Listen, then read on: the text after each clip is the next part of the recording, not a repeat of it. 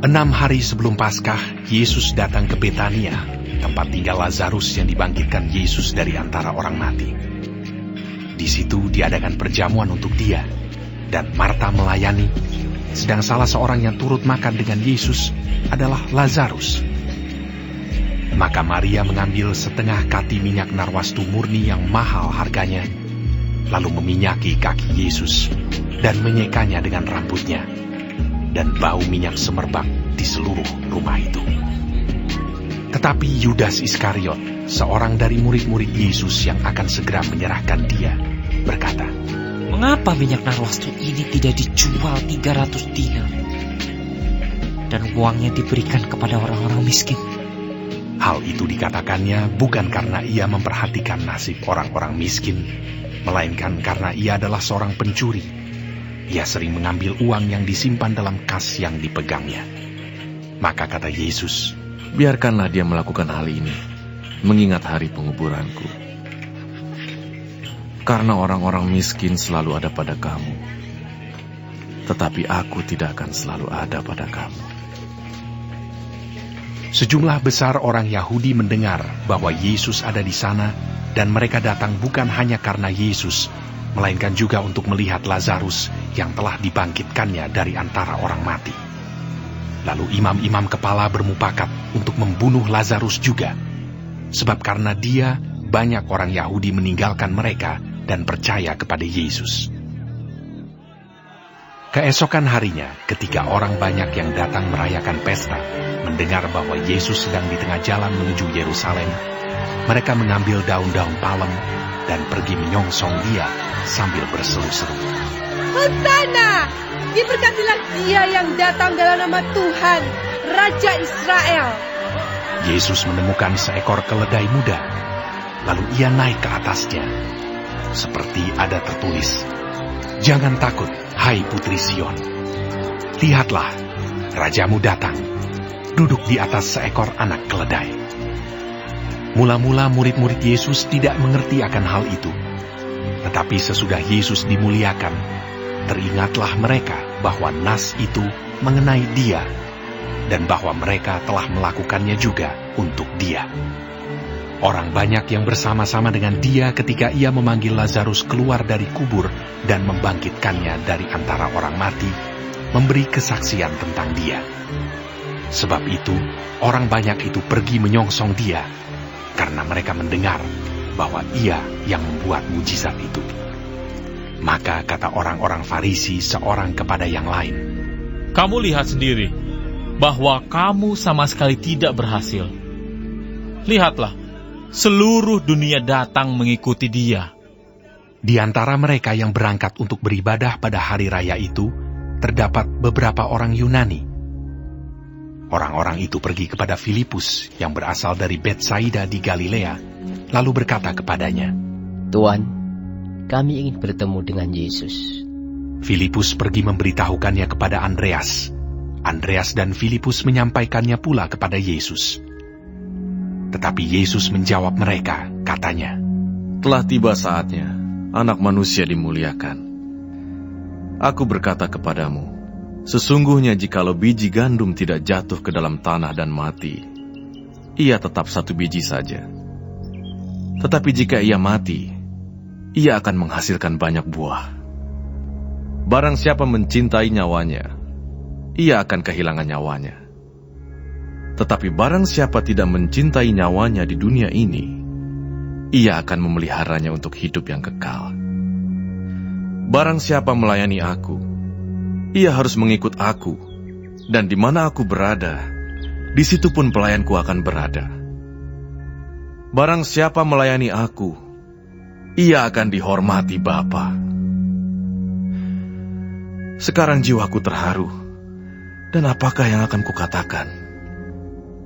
Bapa, selamatkanlah aku dari saat ini. Tidak, sebab untuk itulah aku datang ke dalam saat ini.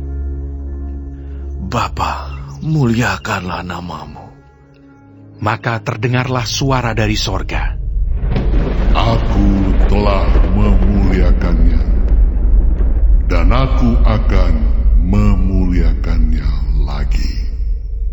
Orang banyak yang berdiri di situ dan mendengarkannya berkata bahwa itu bunyi guntur. Ada pula yang berkata, "Seorang malaikat telah berbicara dengan dia."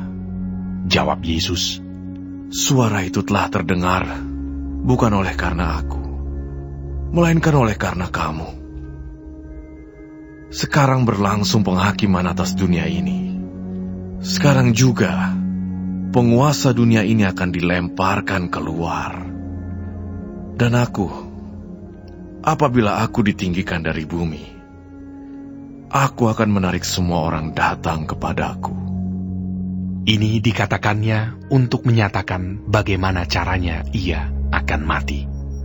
Lalu jawab orang banyak itu, "Kami telah mendengar dari hukum Taurat bahwa Mesias tetap hidup selama-lamanya. Bagaimana mungkin engkau mengatakan bahwa anak manusia harus ditinggikan? Siapakah anak manusia itu?"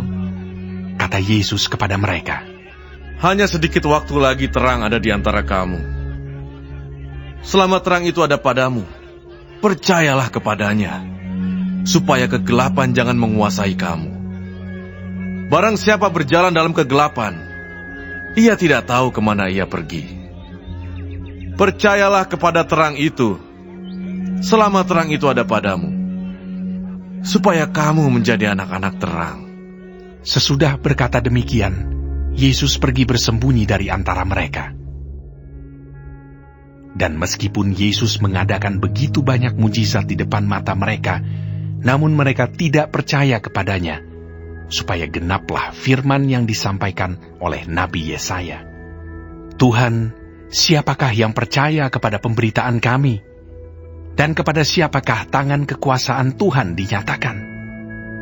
Karena itu mereka tidak dapat percaya, sebab Yesaya telah berkata juga, Ia telah membutakan mata dan mendegilkan hati mereka, supaya mereka jangan melihat dengan mata dan menanggap dengan hati, lalu berbalik sehingga aku menyembuhkan mereka. Hal ini dikatakan oleh Yesaya karena ia telah melihat kemuliaannya dan telah berkata-kata tentang dia. Namun banyak juga di antara pemimpin yang percaya kepadanya. Tetapi oleh karena orang-orang Farisi, mereka tidak mengakuinya berterus terang, supaya mereka jangan dikucilkan. Sebab mereka lebih suka akan kehormatan manusia daripada kehormatan Allah. Tetapi Yesus berseru, katanya, Barang siapa percaya kepadaku, ia bukan percaya kepadaku, tetapi kepada Dia yang telah mengutus aku. Dan barang siapa melihat aku, ia melihat Dia yang telah mengutus aku.